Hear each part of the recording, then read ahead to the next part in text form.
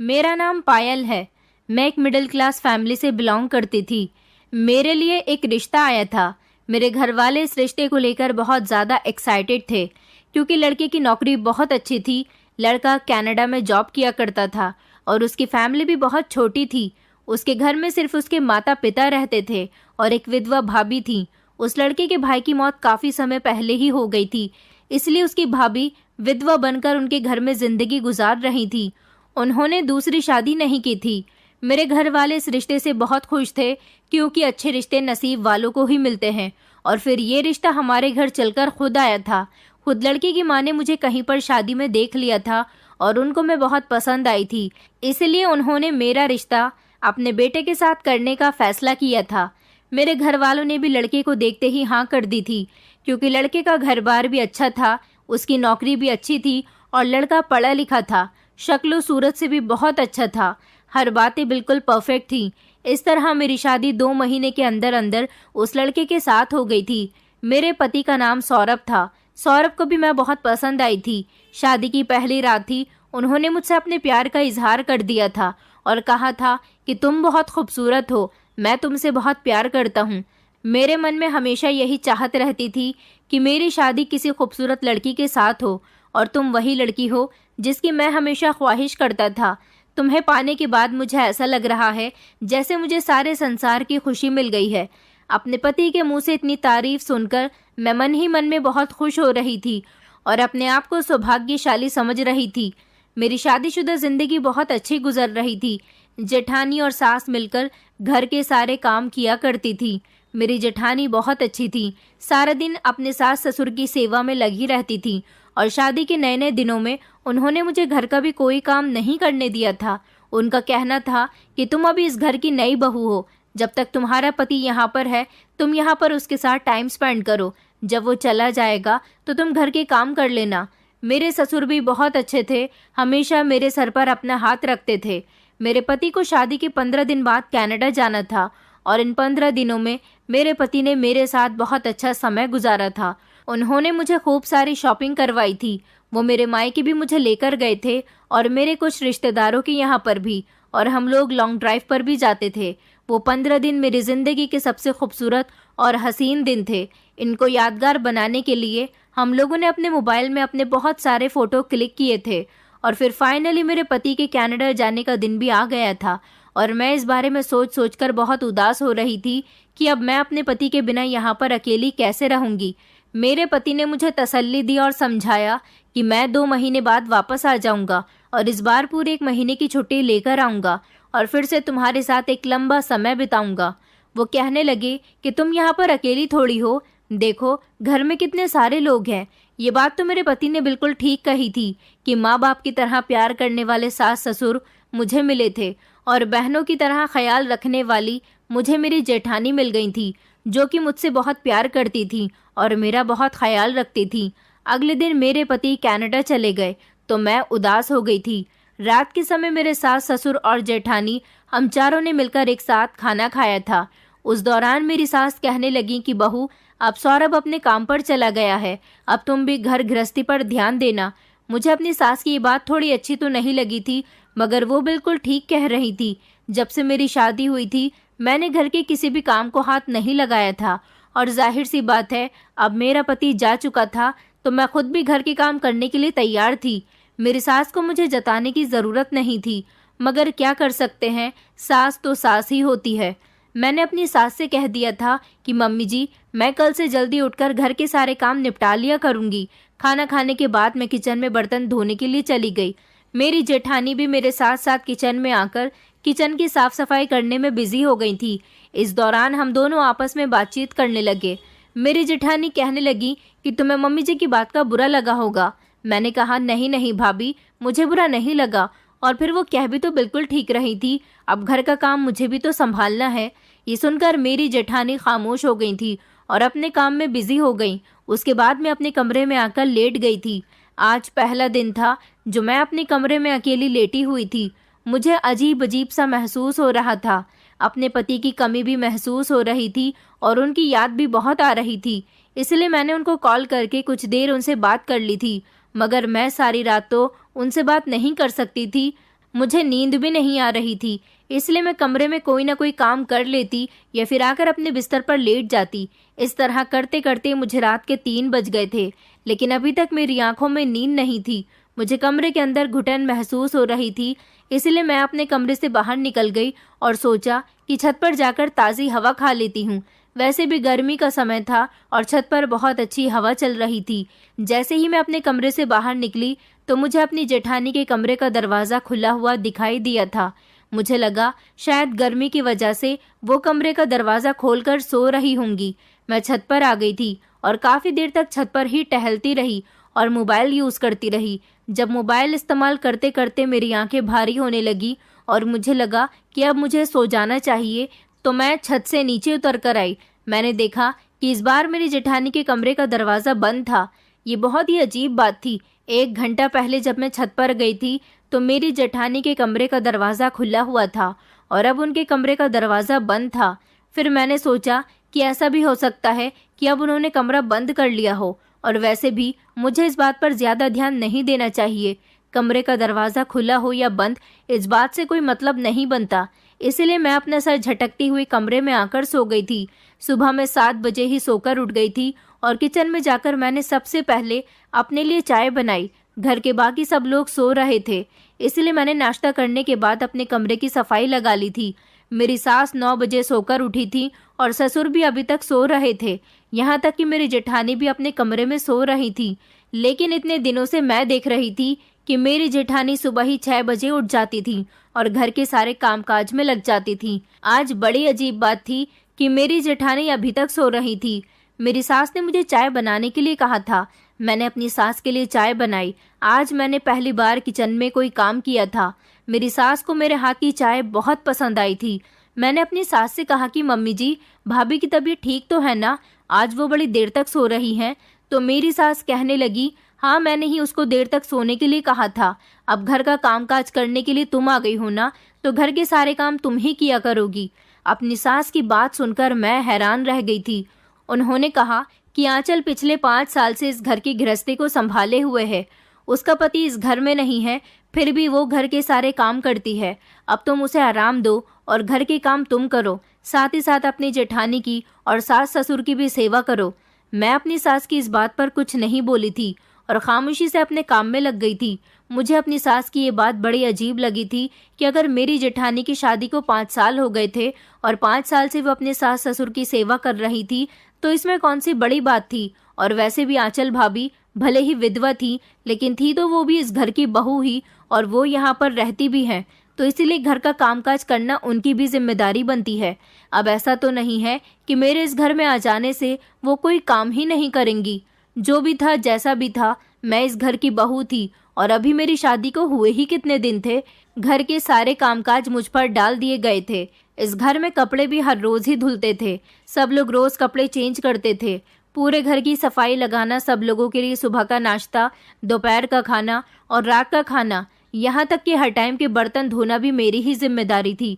और फिर सब लोग अपने अपने कपड़े उतारकर मेरे हवाले कर दिया करते थे। उन सब के कपड़े धोना भी मेरी जिम्मेदारी बन गई थी। धीरे धीरे मेरी शादी को 1 महीना हो गया था। अपने पति के सामने तो मुझे अपनी ज़िंदगी बहुत अच्छी लगी थी, लेकिन जब से मेरा पति गया था, मेरी ज़िंदगी घर के काम में उलझकर रह गई थी।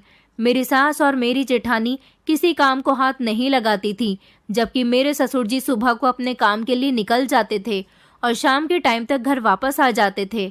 मेरी जेठानी बहुत खूबसूरत थी। वो विधवा थी। उनके दिल में अपने पति का गम था, मगर फिर भी उनके खूबसूरती में कोई कमी नहीं आई थी। कहते हैं कि जब इंसान सेहतमंद और देखने में अच्छा भला होता है, अगर उसके ऊपर कोई दुख आ जाए तो वो इंसान पूरी तरह से बदल जाता है। मगर मेरी जेठानी तो दिन ब दिन खूबसूरत होती जा रही थी। अब तो वो घर का कोई काम नहीं करती थी तो और ज़्यादा खूबसूरत लगने लगी थी। मैं अपनी जेठानी से खूबसूरती में थोड़ी हारती हुई थी। ऐसा नहीं था कि मैं खूबसूरत नहीं थी। हाँ, बस इतना था कि मेरी जेठानी और मेरी खूबसूरती में थोड़ा फ़र्क था। मैं अपने आप को किसी से कम नहीं समझती थी। मेरा पति मुझे हर रात फ़ोन करता और मेरी खूबसूरती की तारीफ़ करते करते नहीं थकता था। लेकिन मेरी सास थी जो बार बार मेरी जेठानी की तारीफ़ मेरे सामने करती रहती थी और मुझे नीचा दिखाने की कोशिश करती थी। मेरी जेठानी भी अपनी सास की बात सुनकर बहुत खुश होती थी। मेरी जेठानी मुझसे अकेले में ऐसे बिहेव करती थी जैसे मेरी सगी बहन हो, लेकिन सास के सामने ऐसे रिएक्ट करती थी जैसे मेरी सास की वो बहू नहीं बल्कि उनकी बेटी हूँ। हमेशा ही मेरी सास अपनी बड़ी बहू की तारीफ किया करती थी। एक बार मेरी सास ने मुझे गोभी के पराठे बनाने के लिए कहा। मैंने अपनी सास के लिए गोभी के पराठे बना दिए थे। रात के टाइम पर जब हम सब लोग एक साथ खाना खाने बैठे तो मेरी सास ने सारे गोभी के पराठे उठाकर फेंक दिए और कहने लगी कि ये तुमने क्या बनाया है, इसे गोभी के पराठे कहते हैं। मेरी जेठानी सास की तरफ देखकर कहने लगी, अरे मम्मी जी शांत हो जाइए, इतना गुस्सा करना आपकी सेहत के लिए अच्छा नहीं है। जबकि मेरे ससुर भी मेरी जेठानी की हाँ में हाँ मिला रहे थे, मगर मुझे बड़ी शर्मिंदगी महसूस हुई थी। मेरी सास ने सब लोगों के सामने मेरे खाने की इंसल्ट कर दी थी। मेरी सास ने कहा कि इन गोभी के पराठों में बहुत तेज नमक हो रहा है। मैंने जब पराठा चेक करके देखा तो सच में उसमें नमक तेज था। आज मुझसे गलती से नमक तेज हो गया था, लेकिन मेरी सास ने जैसा बिहेव मेरे साथ किया था वो मेरे दिल को बेहद दुख गया था। जिस सास को मैं इतना अच्छा समझती थी वो मेरे साथ बहुत बुरा बिहेव कर रही थी। मैं बुरी तरह से रोने लगी थी। मेरे ससुर ने कहा कि बस बहू, रोना बंद करो और अपने कमरे में जाओ। मैं अपने कमरे में भागकर आ गई थी। मैंने खाना भी नहीं खाया था, लेकिन मुझे आवाज़ आ रही थी कि मेरे ससुर मेरी साइड से बोल रहे थे और मेरी सास को डांट रहे थे कि तुम्हें बहू को इतना भी जलील नहीं करना चाहिए था। अगर उसने ये सब सौरभ को बता दिया तो वो भी गुस्सा करेगा। मेरी सास कहने लगी, अगर गुस्सा करता है तो करता रहे, उसकी पत्नी भी तो कैसी है। अगर अपनी पत्नी के हाथ का खाना खा लेगा तो कहेगा कि मैंने उसे सही डांट लगाई है। मेरी सास ससुर जी से कहने लगी कि तुम्हें बहू की तरफदारी करने की कोई ज़रूरत नहीं है। मेरे ससुर मेरी सास से बहुत डरते थे और हमेशा उनसे दबकर रहते थे, जबकि मेरी जेठानी कोई काम नहीं करती थी। मेरी सास उनसे कुछ नहीं कहती थी, बल्कि उन्होंने खुद ही मेरी जेठानी से कहा हुआ था कि अब तुम्हारी देवरानी आ गई है तो तुम्हें घर का काम करने की कोई ज़रूरत नहीं है। दोनों सास बहू एक कमरे में बैठकर आपस में बातें करती रहती थी। मेरी सास कहती थी कि मेरी बड़ी बहू बिल्कुल मेरी बेटी की तरह है। मेरे दिल पर इस बात का बहुत एहसास होता था। क्या मेरी सास मुझे अपनी बेटी नहीं मान सकती थी? आखिर मैं उनके साथ कौन सी कमी कर रही थी? घर का सारा काम करती थी और उनकी सेवा में भी कोई कमी नहीं करती थी। फिर भी मेरी सास के लिए मेरी जेठानी ही अच्छी थी। मैं बहुत ज़्यादा रो रही थी। मैंने अपने पति को कॉल करके सब कुछ बता दिया था कि किस तरह से उनकी मम्मी ने मेरे साथ आज बदतमीज़ी की है। मेरी बात सुनकर मेरे पति ने उसी समय मेरी सास को कॉल करने के लिए कहा था। ये कहकर मेरे पति ने कॉल कट कर दी थी। थोड़ी देर के बाद जब मेरे पति की कॉल आई तो वो मुझे प्यार से समझाने लगे और कहने लगे कि तुम फिक्र मत करो, मैंने मम्मी को समझा दिया है। उन्होंने कहा है कि वो आगे तुम्हारे साथ ऐसा कभी नहीं करेंगी। मम्मी मुझसे इस सब के लिए माफ़ी मांग रही थी। तुम परेशान मत हो, मम्मी ने मुझे भरोसा दिलाया है कि वो आगे कभी ऐसी हरकत नहीं करेंगी। अपने पति की बात सुनकर मेरे चेहरे पर थोड़ी मुस्कुराहट आई थी और मैंने अपने आंसू साफ किए थे, मगर मेरे पति की अगली बात ने मुझे सोच में डाल दिया था। मेरे पति ने कहा कि देखो पायल, ससुराल में ऐसी छोटी मोटी बातें तो होती ही रहती हैं, लेकिन तुम्हें भी बर्दाश्त करनी चाहिए थी। मुझे तुम्हारी ये बात अच्छी नहीं लगी कि तुमने मेरी मम्मी की शिकायत फ़ौरन ही रोते हुए मुझसे कर दी। मम्मी भी मुझसे इस बात को कह रही थी कि ये तो हमारे घर का मैटर है, तुम्हें मम्मी के साथ ही सुलझाना चाहिए था। चलो आज तो तुमसे ये गलती हो गई है और मैंने मम्मी को भी समझा दिया है, मगर आगे से ध्यान रहे कि घर के मैटर घर में ही सॉल्व करना। अपने पति की बात सुनकर मैं खामोश हो गई थी और समझ गई थी कि ज़रूर उनकी मम्मी ने उन्हें कुछ पढ़ा दिया होगा। वैसे भी हर घर की कहानी यही है कि हर बेटा अपनी माँ के पल्लू से बंधा हुआ होता है। मेरा पति भले ही मेरी तरफदारी में बोल पड़ा था, मगर साथ ही साथ उसने मुझे सावधान भी कर दिया था कि आगे से मैं उसकी माँ की शिकायत उनसे ना करूं। मेरी तो समझ ही नहीं आ रहा था कि आखिर इस घर में क्या हो रहा था। जब तक मेरा पति यहाँ पर था तो ये लोग बहुत अच्छे थे, और जिस दिन से मेरा पति यहाँ से गया था इन लोगों का बिहेवियर मेरे साथ पूरी तरह से बदल चुका था। अगले दिन हमारे घर पर पड़ोस की कुछ औरतें आई थी। मैंने देखा था कि मेरी सास रात वाली बात से मुझसे नाराज़ थी। उन्हें भी यही लगता था कि मुझे उनकी शिकायत अपने पति से नहीं करनी चाहिए थी। वो मुझसे बात नहीं कर रही थी। मेरी जेठानी मेरे सामने अच्छी बनी रहती थी और सास के सामने मुझे इग्नोर किया करती थी। मोहल्ले की कुछ औरतें आईं तो मेरी सास उन औरतों के साथ बैठी हुई बातें कर रही थी। जब एक औरत मेरी जेठानी के बारे में मेरी सास से कहने लगी कि तुम्हारी बड़ी बहू बहुत खूबसूरत है। हम तो तुम्हारी बहू की दाद देते हैं कि अपने सास ससुर की सेवा करने की वजह से इस बेचारे ने अपनी शादी तक नहीं की, बिना पति के ही जिंदगी गुजार रही है। वो औरत मेरी सास का नाम लेकर कहने लगी कि सच में तुम बहुत भाग्यशाली हो जिसे ऐसी बहू मिली है। मेरी जेठानी अपनी तारीफ पर मुस्कुरा रही थी। मैं उन सब के लिए किचन में खड़ी हुई चाय बना रही थी और उनकी बातें मेरे कानों में आ रही थी, जब दूसरी औरत कहने लगी कि तुम्हारी बड़ी बहू तो तारीफ के काबिल है, अब बताओ कि तुम्हारी छोटी बहू कैसी है। तुम्हारी छोटी बहू की शादी को भी 1 महीने से ज्यादा हो गया है। मेरी सास मुंह सिकोड़ते हुए उनसे कहने लगी, क्या बताऊं बहन, हर बहू मेरी आंचल बहू की जैसी नहीं होती। छोटी बहू कहने को तो अच्छी है, मगर उसे अगर किसी बात पर टोक दो तो वो फौरन ही अपने पति से शिकायत लगा देती है। क्या बताऊं तुम्हें, कल रात उसने गोभी के पराठे में इतना तेज नमक कर दिया था कि मेरा तो पराठों को खाकर मुंह ही कड़वा हो गया। मैंने अपनी बहू से सिर्फ इतना कहा था कि इसमें नमक बहुत तेज है, तो पलटकर बहू ने अपने पति को फोन कर दिया और फिर उसका पति मुझसे फोन पर बहुत लड़ा था। हार कर मुझे ही अपने बेटे से माफी मांगनी पड़ गई थी। अपनी सास की बात सुनकर मैं हैरान रह गई थी, जबकि वो औरतें भी मेरी सास से कह रही थी कि तुम्हारी छोटी बहू तो बड़ी ही चालाक निकली। मुझे अपनी सास की बातों पर बहुत गुस्सा आ रहा था कि वो मोहल्ले की औरतों के बीच मुझे बदनाम कर रही थी। मैं भी अपनी सास से कोई बात नहीं कर रही थी। अगले दिन रात को मुझे फिर से नींद नहीं आ रही थी। मैं अपने कमरे से निकलकर छत पर जाने वाली थी और अपने कमरे का दरवाजा बंद कर रही थी, जब अचानक मेरी नज़र जेठानी के कमरे की तरफ गई। ये देखकर मेरे पैरों तले से ज़मीन निकल गई कि मेरे ससुर खामोशी से मेरी जेठानी के कमरे से निकलकर अपने कमरे की तरफ जा रहे थे। अचानक मेरे ससुर की नज़र जब मुझ पर पड़ी तो वो बहुत ज़्यादा घबराए हुए लग रहे थे और फौरन ही अपने कमरे के अंदर घुस गए। आखिर आधी रात के टाइम पर मेरे ससुर का मेरी जेठानी के कमरे में क्या काम था? मैं तो चौंक कर रह गई थी। और फिर मेरे ससुर इतनी खामोशी से चोरों की तरह मेरी जेठानी के कमरे से क्यों निकल रहे थे और मुझे देखकर क्यों घबरा गए थे? मेरी तो कुछ समझ ही नहीं आ रहा था। मैं छत पर चली गई थी और काफ़ी देर के बाद अपने कमरे में आई थी। अगले दिन शाम का टाइम था, जब मेरी सास कहीं पर जा रही थी। वो अपने पति के साथ घर से निकली थी। उन्होंने इस बारे में मुझे कुछ नहीं बताया था कि वो कहाँ जा रही है, जबकि मेरी जेठानी को उनकी हर बात के बारे में पता होता था। रात के लिए खाना बनाना था और मेरी समझ नहीं आ रहा था कि मैं क्या बनाऊं। मैं ये सब कुछ सोच ही रही थी कि अचानक मेरी जेठानी कमरे में आ गई। मैंने सोचा क्यों ना मैं रात के खाने के बारे में अपनी जेठानी से ही पूछ लेती हूँ कि क्या बनाना है। मैंने अपनी जेठानी से पूछा था कि भाभी रात को खाने में क्या बनाऊं, तो पहले तो वो सोचने लगी और फिर सोचकर कहने लगी कि अच्छा एक काम करो, आलू पालक की सब्जी बना लो। घर में सब लोग आलू पालक बहुत शौक से खाते हैं।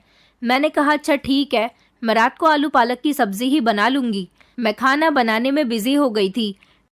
मेरे ससुर शाम के टाइम पर घर आ गए थे। मैं किचन में थी और मेरी जेठानी आंगन में अपने बाल सुखा रही थी।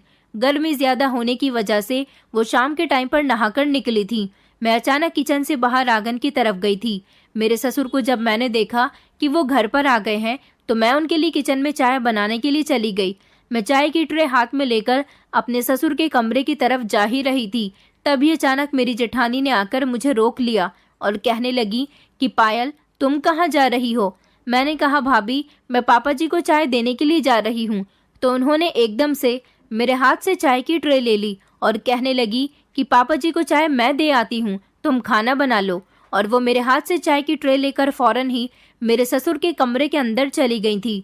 मैंने देखा था कि मेरी जेठानी के बाल खुले हुए थे, उन्होंने मेकअप भी किया हुआ था और वो बिना अपने सर पर पल्लू किए ससुर जी के कमरे में चाय लेकर चली गई थी। मुझे तो कुछ इन दोनों के बीच गड़बड़ लग रही थी। मेरी समझ नहीं आ रहा था कि आखिर इन दोनों के बीच क्या चल रहा है। मैं किचन में खाना बनाने चली तो गई थी, मगर मेरा ध्यान बार बार अपने ससुर के कमरे की तरफ जा रहा था। मेरी जेठानी बहुत देर के बाद ससुर के कमरे से बाहर आई थी। रात को जब हम लोग खाना खाने के लिए बैठे तो मेरी सास ने सब्जी का एक निवाला खाते ही उल्टियाँ करनी शुरू कर दी थी। अचानक मेरी सास को पता नहीं क्या हो गया था। मेरी जेठानी ने जल्दी से उनको दवाई लाकर दी और उनको खिलाई। कुछ देर के बाद मेरी सास बेहतर हुई थी।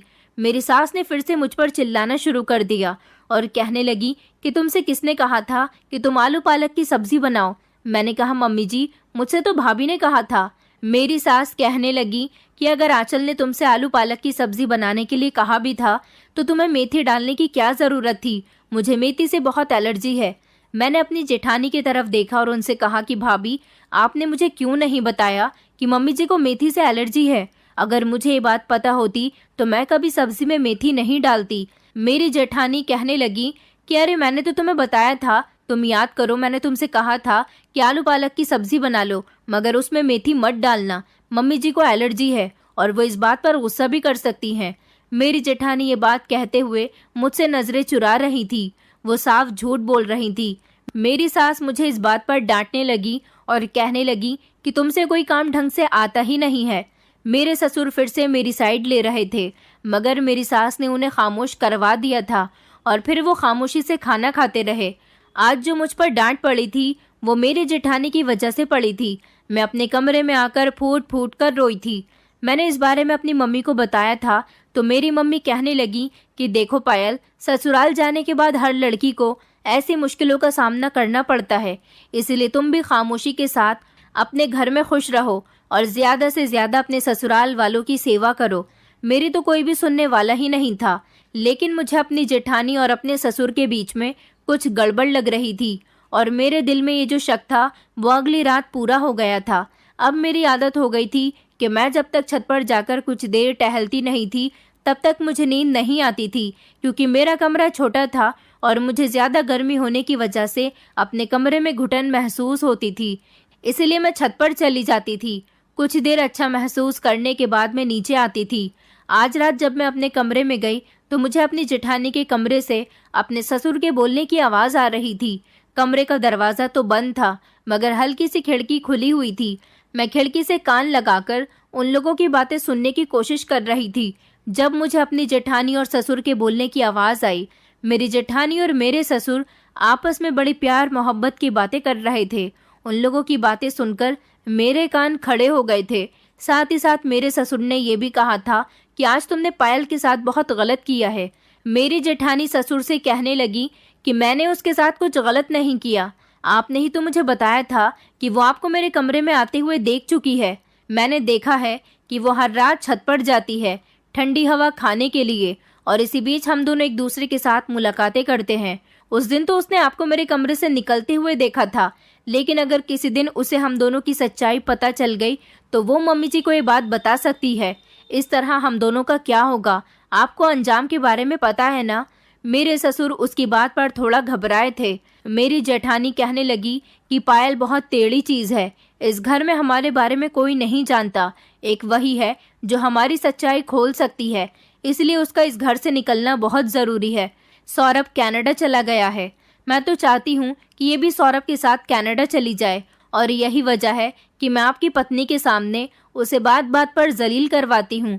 उस दिन खाने में नमक भी मैंने ही तेज किया था, और कल भी आलू पालक की सब्जी बनाने के लिए उसे मैंने ही कहा था, क्योंकि मैं जानती थी कि आलू पालक की सब्जी में मेथी डलती है और आपकी पत्नी को मेथी से एलर्जी है। बस पायल किसी भी दिन तंग आकर यहाँ से चली जाए तो हम दोनों के बीच की ये रुकावट नहीं रहेगी। अपनी जेठानी और ससुर की बातें सुनकर मेरे होश उड़ गए थे। मेरी जेठानी जो मेरी सास के सामने इतनी अच्छी बनी फिरती थी वो बिल्कुल ऐसी नहीं थी। इसका मतलब ये था कि इन दोनों के बीच कुछ चल रहा था। अब मैंने सोच लिया था कि मैं अपनी जेठानी और ससुर का ये राज अपनी सास के सामने खोलकर ही रहूंगी। मैं इस समय अपनी जेठानी और ससुर को रंगे हाथों पकड़ने के लिए अपनी सास के कमरे में गई, जो गहरी नींद में सो रही थी। मैंने सोचा था कि मैं अपनी सास को उठाऊंगी और उनको खामोशी के साथ अपनी जेठानी के कमरे में ले जाकर उन दोनों के बीच होने वाली मुलाकात के बारे में उन्हें पता चल जाएगा, और उन्हें ये भी पता चल जाएगा कि आखिर उनकी बड़ी बहू उनके ही पति के साथ चक्कर चला रही है। मुझे तो अपनी जेठानी पर शर्मिंदगी महसूस हो रही थी। मैं जैसे ही अपने सास के पास गई और मैंने उनको आवाज लगाकर उठाने की कोशिश की तो मेरी सास उठ ही नहीं रही थी। मैंने अपनी सास को झंझोड़ कर रख दिया था, मगर मेरी सास इतनी गहरी नींद में सो रही थी कि उन्हें किसी भी बात से कोई फर्क नहीं पड़ रहा था। मैं बड़ी परेशान हो गई थी कि मैं अब क्या करूं। अगर मेरे ससुर कमरे में आ जाते तो मैं एक बहुत बड़ी मुसीबत में आ जाती। मेरी सास तो नहीं उठी तो मैं अपने कमरे में जाकर लेट गई थी। सारी रात मुझे अपनी जेठानी और ससुर के बारे में सोच सोच कर नींद नहीं आई थी। मगर अजीब बात ये थी कि मेरी सास इतनी गहरी नींद में कैसे सो सकती हैं। सुबह जब दिन निकला तो मैं अपने घर के काम में लग गई थी। मैंने कपड़े धोने के लिए वॉशिंग मशीन लगाई थी। मेरी सास की लाइट कलर की साड़ी थी जिसको मैंने पहले ही मशीन में डाल दिया था।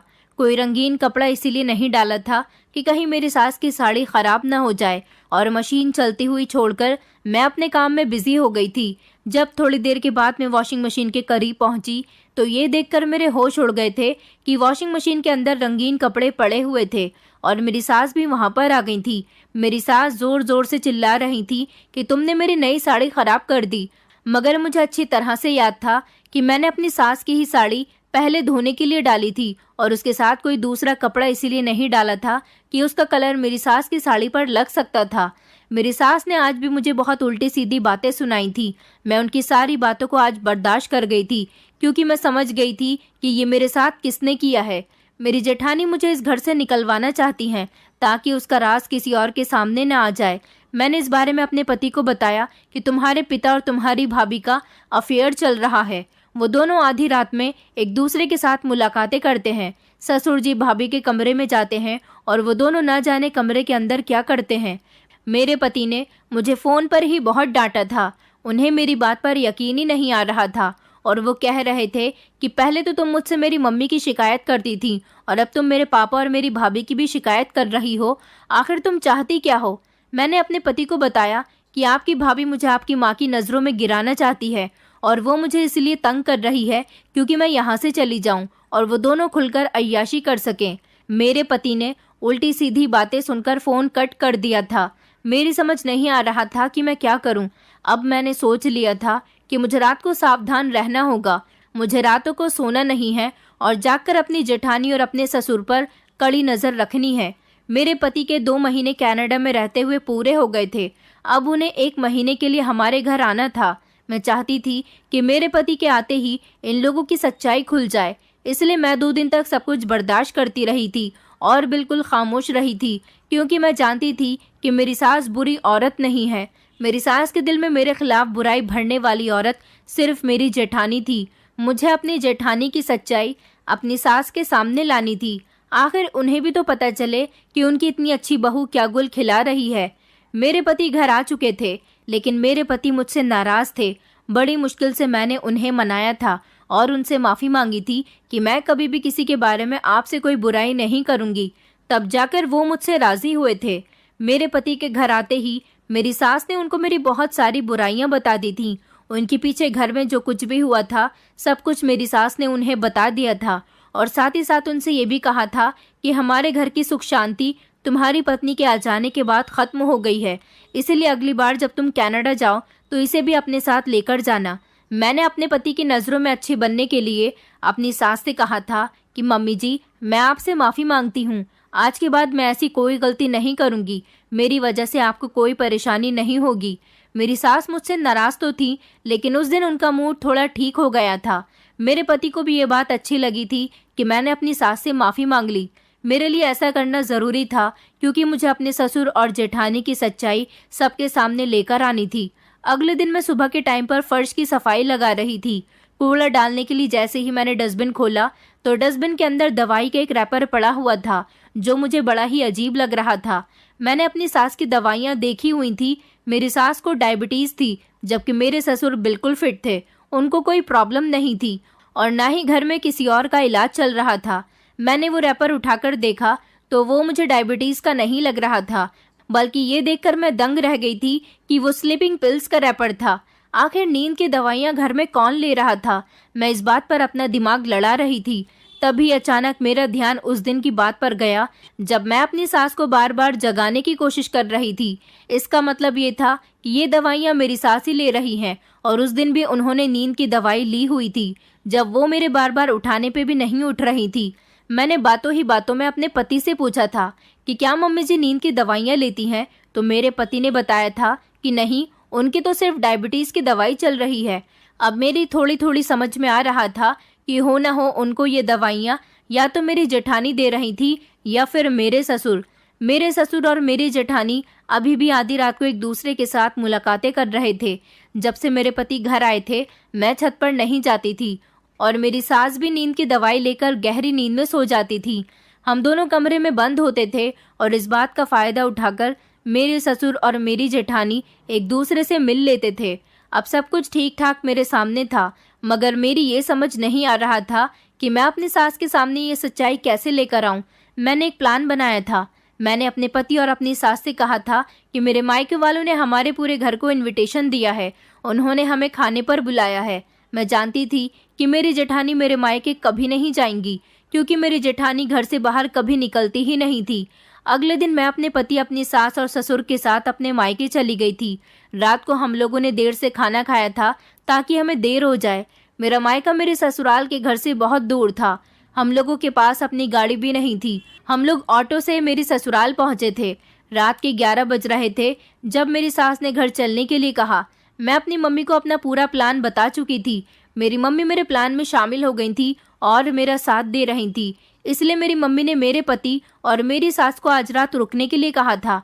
उन्होंने कहा था कि आप लोग कल सुबह चले जाइएगा, और वैसे भी सवारी की भी परेशानी होती है, इतनी रात को आप लोगों को कोई ऑटो भी नहीं मिलेगा। रही मेरे ससुर की बात, मेरे प्लान के मुताबिक उन्होंने हमारे घर पर रुकने से साफ इनकार कर दिया था और उन्होंने मेरी सास से कहा था कि तुम लोग यहाँ रुक जाओ, कल सुबह आराम से आ जाना। उनका इतना कहने का मकसद यही था कि वो आराम से जेठानी के साथ मुलाकात कर लेते। मेरी मम्मी और मेरी भाभी ने मेरी सास और पति से बहुत जिद की थी रुकने के लिए, तो इसीलिए वो लोग हमारे घर पर रुक गए थे। मेरे ससुर को मेरा भाई अपनी बाइक पर घर छोड़ने के लिए चला गया था। आज रात मेरी जेठानी और मेरे ससुर का रास्ता पूरी तरह से साफ था, मगर वो लोग नहीं जानते थे कि वो लोग मेरे प्लान में बुरी तरह से फंस चुके हैं। अभी तो ज्यादा टाइम नहीं हुआ था। मुझे बड़ी बेचैनी के साथ रात के 3 बजने का इंतजार था। आज मेरी सास भी कह रही थी कि ना जाने क्यों आज मुझे नींद नहीं आ रही है। वैसे तो मैं जल्दी ही सो जाती हूँ। रात के 3 बजने ही वाले थे जब मैंने अपनी सास और अपने पति को ये बात बता दी कि भाभी और पापा जी का आपस में अफेयर चल रहा है। मेरी ये बात सुनकर मेरी सास और मेरे पति को यकीन नहीं आया था, जबकि मेरा पति मुझ पर बहुत गुस्सा करने लगा और धीमी धीमी आवाज में इसीलिए बात कर रहा था क्योंकि मेरे घर वालों को ये बात पता न चल जाए कि वो मुझसे लड़ रहा है। मेरी सास ने भी मेरे पति से कहा कि देखो, मैंने तुमसे कहा था ना कि तुम्हारी पत्नी बहुत चालाक है, अपने ससुर पर इल्जाम लगा रही है। मैं जानती थी कि ये लोग मेरे बारे में इसी तरह की बातें करेंगे, इसलिए मैंने उनसे कहा था कि अगर आप लोगों को मेरी बात पर यकीन नहीं आता तो आप लोग मेरे साथ अभी और इसी वक्त घर चलें, क्योंकि ये दोनों आधी रात के समय ही एक दूसरे से मुलाकातें करते हैं। मैंने अपनी सास को ये भी बता दिया था कि आपको नींद की दवाई दी जाती है ताकि आप गहरी नींद में सो सकें और मेरे ससुर आराम से कमरे से निकलकर जेठानी के कमरे तक पहुंच सकें। मैंने वो दवाई वाला रैपर भी अपनी सास को दिखाया था और कहा था कि आपको ये दवाई ही दी जाती है। मेरी सास उस दवाई को पहचान तो नहीं सकी थी क्योंकि उन्हें दवाई रात को दूध में मिलाकर दी जाती थी, लेकिन आज मेरे पति ने कह दिया था कि अगर ये बात झूठ हुई तो मैं तुम्हें डिवोर्स दे दूंगा।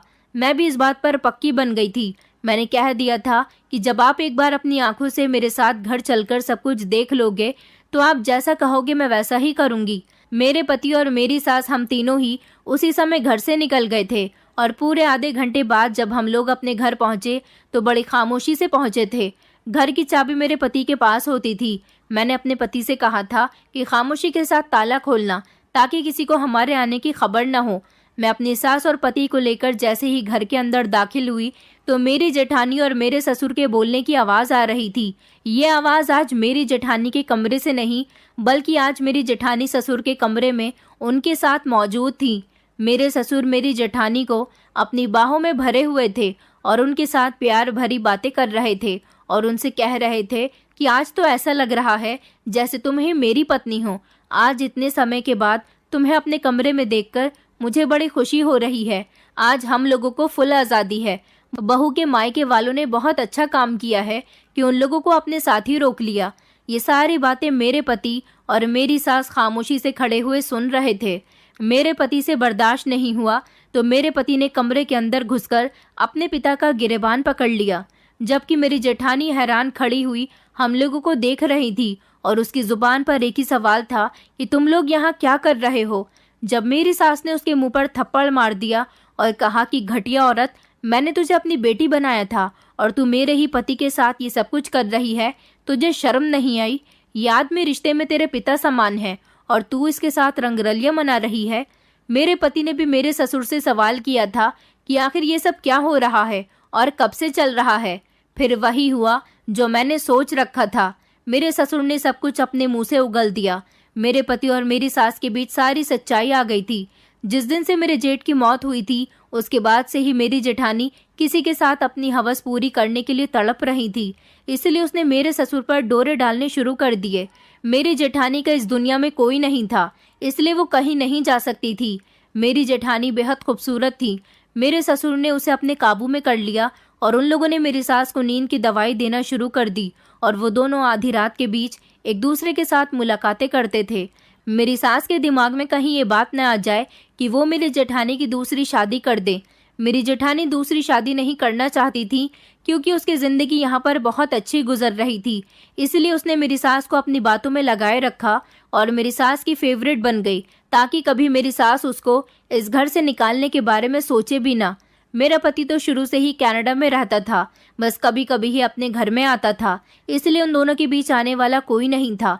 जब मेरी शादी हुई और मेरी जेठानी को लगा कि मैं उनकी सच्चाई जान जाऊंगी, इसलिए उसने मेरी सास को मेरे खिलाफ भड़काना शुरू कर दिया और वो बस ये चाहती थी कि मैं किसी भी तरह अपने पति के साथ कनाडा चली जाऊं। यही वजह थी कि मैं अपनी सास के लिए सब कुछ करती थी, मगर फिर भी मेरी जेठानी ही हमेशा उनकी फेवरेट रही थी क्योंकि मेरी जेठानी मेरी सास को मेरी बहुत सारी बुराइयां गिनाती रहती थी और वो जानबूझकर मेरे काम गलत किया करती थी ताकि मेरी सास मुझसे नफरत करने लगे। या तो मेरी सास मुझे इस घर से निकाल दे या फिर मुझे मेरे पति के पास भेज दे। और अब उनकी सारी सच्चाई मेरे पति और मेरी सास के बीच आ गई थी। मेरे पति ने फैसला कर लिया था कि वो इस घर को छोड़कर जा रहे हैं। मेरी जेठानी और मेरे ससुर हाथ जोड़कर सबसे माफ़ी मांग रहे थे, लेकिन मेरी जेठानी और मेरे ससुर मेरी सास और मेरे पति के दिल से उतर चुके थे। मेरी जेठानी ने सब कुछ उन्हें बता दिया था कि मैं गलत नहीं हूँ, बल्कि मेरी जेठानी मेरी गलतियाँ उनके सामने बड़ा चढ़ाकर पेश करती थी। मेरी सास ने मुझसे माफ़ी मांगी थी, मैंने अपनी सास को माफ़ कर दिया था, लेकिन मेरे पति अपने पिता के साथ नहीं रहना चाहते थे, इसलिए उन दोनों को उनके हाल पर छोड़कर मेरे पति मुझे और मेरी सास को लेकर कनाडा आ गए। मेरे ससुर और मेरी जेठानी का अब क्या हाल है, हम लोग उसके बारे में कुछ नहीं जानते। मेरी ज़िंदगी यहाँ पर कनाडा में बहुत अच्छी गुजर रही है। मेरी सास जैसी मेरी शादी के शुरू के दिनों में हुआ करती थी, वो अब बिल्कुल ऐसी ही है और मेरी ज़िंदगी बहुत अच्छी गुजर रही है, जबकि मेरी सास अपने पति की बेवफाई पर बहुत दुखी हैं और अब बीमार रहने लगी हैं। दोस्तों, उम्मीद करती हूँ आपको हमारी कहानी पसंद आई होगी। कहानी पसंद आई है तो वीडियो को लाइक करें, चैनल पर नए हैं तो चैनल को सब्सक्राइब करें और हाँ, नोटिफिकेशन बेल को ज़रूर दबाएं ताकि अगली अपडेट सबसे पहले आपको मिले।